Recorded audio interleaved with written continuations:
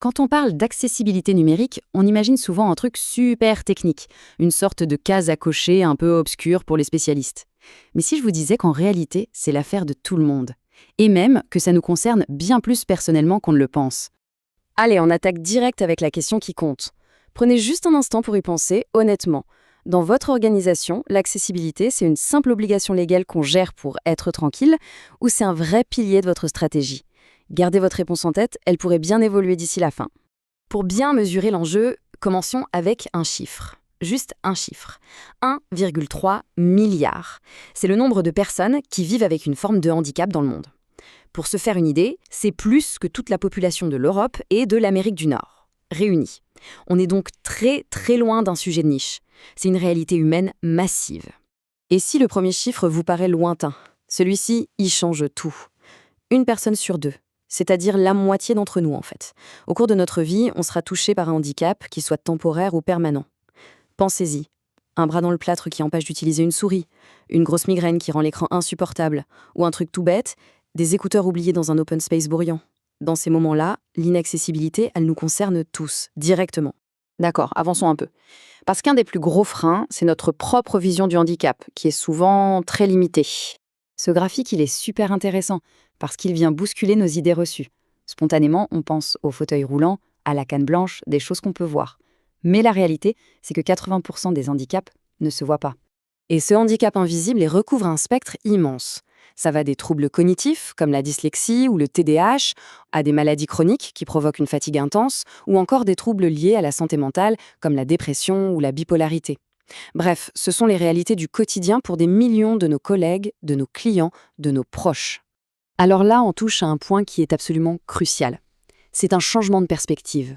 On ne devrait plus parler de personnes handicapées, qui sonne comme une étiquette médicale définitive, mais bien de personnes en situation de handicap. La nuance est énorme. Ça signifie que le problème, ce n'est pas la personne. C'est l'environnement qui n'est pas adapté et qui du coup la met en difficulté. Et cette image, elle résume tout. Le handicap, il naît de cette friction, de ce conflit entre une personne et un environnement qui lui dresse des barrières. Notre rôle, avec le numérique, c'est justement de faire sauter ces verrous, de faire tomber ces murs pour que tout le monde puisse participer. Voyons maintenant les conséquences très concrètes de ces barrières numériques dans la vie de tous les jours. L'impact économique, il est brutal. Le taux de chômage des personnes en situation de handicap est 2 fois plus élevé. Quand les outils de travail, les sites pour chercher un emploi ou les plateformes pour se former sont inaccessibles, on exclut de fait une immense partie des talents. Et l'urgence ne fait que grandir.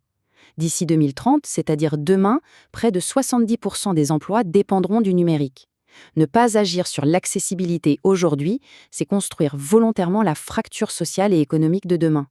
Ces inégalités, elles s'infiltrent partout, dans l'éducation, quand un étudiant ne peut pas suivre un cours en ligne, dans l'emploi, on vient de le voir, mais aussi dans toute la vie sociale, l'accès à la culture, aux loisirs ou même la simple possibilité de pouvoir télétravailler comme les autres.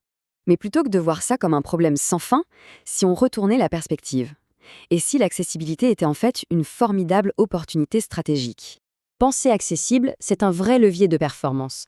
C'est un moteur d'innovation parce que ça nous force à concevoir plus simplement et plus intelligemment. C'est qu'une façon d'élargir son marché à des millions de clients potentiels. C'est un pilier d'une culture d'entreprise forte qui attire les talents. Et oui, bien sûr, c'est aussi une exigence légale de plus en plus stricte. Alors, comment on fait ? La solution repose sur une philosophie de conception qui est aussi simple que puissante.